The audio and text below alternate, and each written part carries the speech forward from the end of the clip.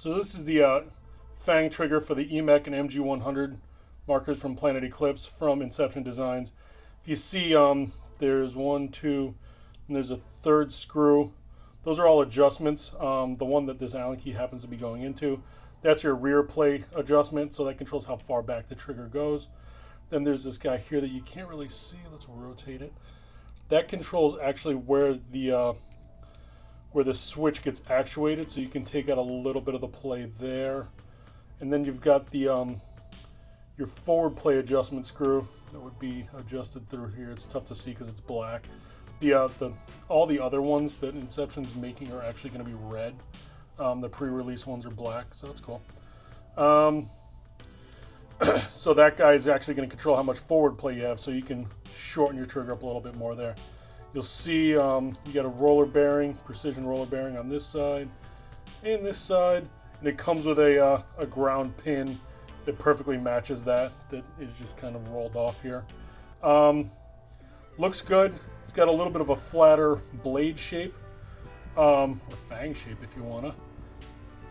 That theoretically should give you a little more leverage because it's a little bit longer than the stock trigger, and all the if you look at it, it's flatter than the stock trigger as well. That way, theoretically, all your force is going to be going straight back to push the switch open instead of being forced downward, which isn't really doing any good on that front. Feels good, looks good. Machining looks great. Radiuses look great on everything. That's kind of the case with all of Inception stuff. Machining's really clean on it. So there it is. Next thing we're going to do is show you to install it.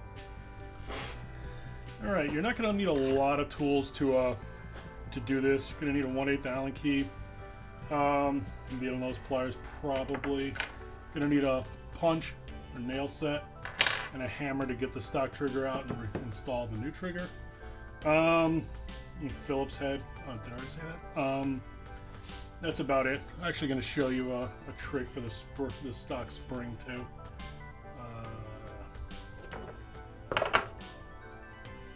Cool, so start by removing the frame by taking out the two screws.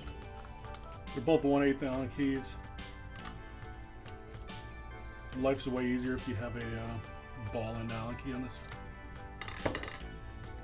Loosen those up, take the frame off. The whole body will come off. You can just kind of put that off to the side for now.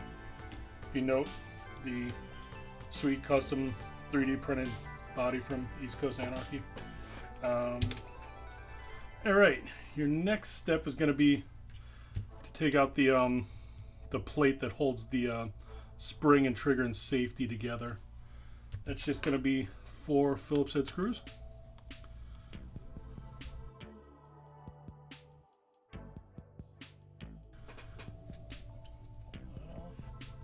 Put that off to the side. That's your stock spring.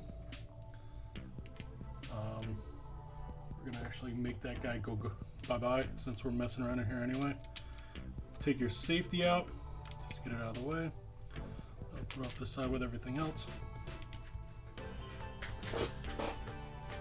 Okay, your next step is to go to TD Bank.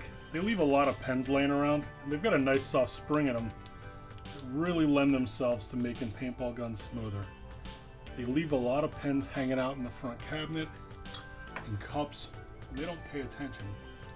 The problem is they're kind of hard to take apart, so you're wrecking the pen anyway. I take a needle, a pair of wire cutters, just chomp it. Be careful not to chomp through that ink tube so you don't cover yourself in the ink. Pull the spring out. I believe it's in the front. I almost crushed it, but I did not. Cool. Throw out all the pen leavings.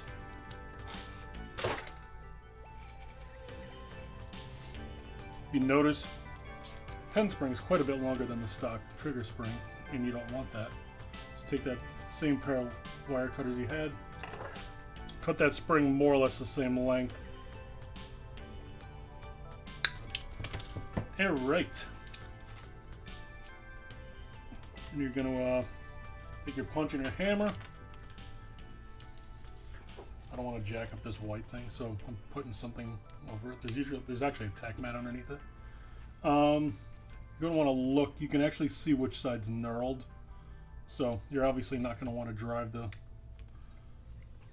pin, the big side, through the frame. So cool. So you're going to push the pin most of the way out. You should be able to grab it with your thumb or needle nose or something if you don't have it all the way out. Take that guy out, then the trigger will just fall right out of the top. You take the new trigger, just gonna drop it into place. You'll line up the pin. You don't want to use the same pin that you had because it's the fit between the bearing and the pin. You want it to be snug, which it is on all the Inception parts. Cool, there it goes. You just push it in. I usually use a bigger roll pin so I don't drive the pin in. This guy's tight but not super tight, so you probably don't even need a hammer to put it in all the way, but you might. Alright, that's way smoother. You're gonna put the safety back in. So it'll just slide into the hole. Red side on the left side. Then you're going to take your upgraded M&T bank spring. You're going to put that on the post on the trigger. It may have actually been easier to do that when it was out of the gun. But put that on the post. Then you put the plate on. Make sure you put the spring into the recess. It's kind of tough to screw that up, but boom. Just drop one of the screws into the front of it. And you put the 4 Phillips head screws back in, which is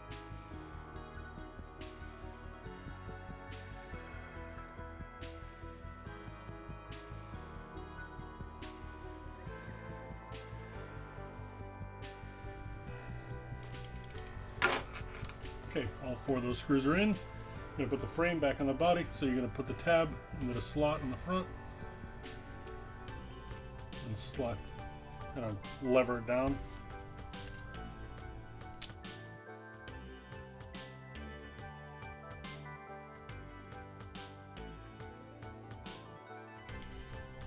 Cool, so it's all installed. I guess we're going to adjust it now.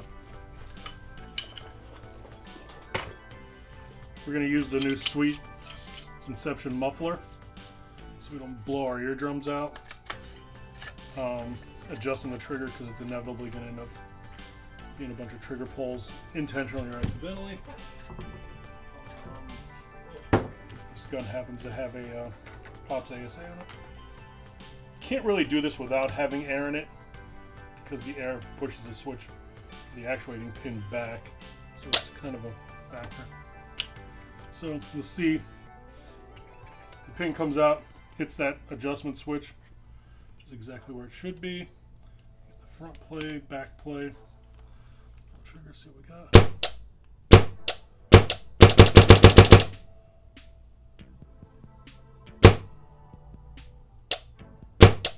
Alright. Use your 5/64 Allen key. Let's mess around with it. Let's take some front play out by turning the screw clockwise. Let's see how short we can make it.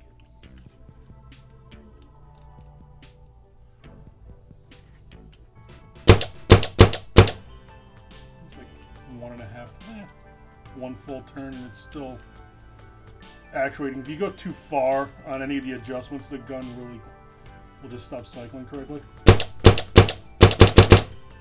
You're inevitably going to need some play in the trigger just so the switch can move.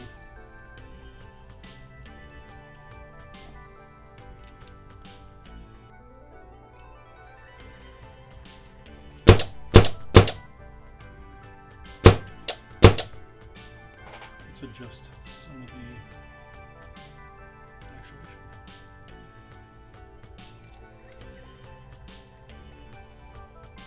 Doing this left-handed, so it's a little funky.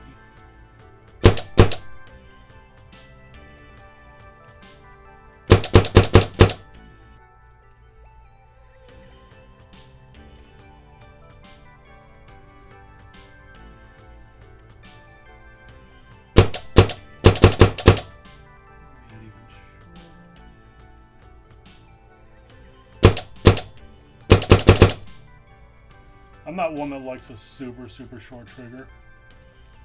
Feel like, yeah, we went too far.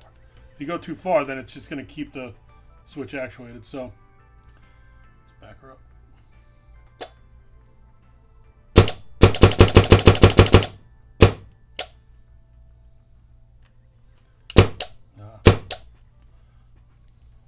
You can actually put the safety in so you don't keep shooting accidentally. It's not too bad with the muffler.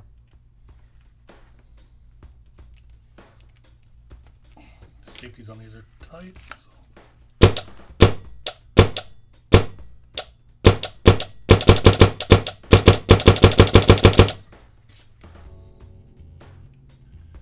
See if we can get shorter just for the fun of it.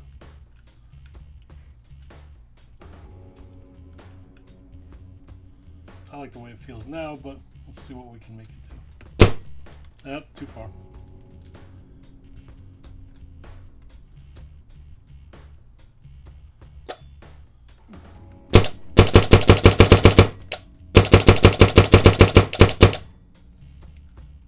That's about as short as it's going to go, but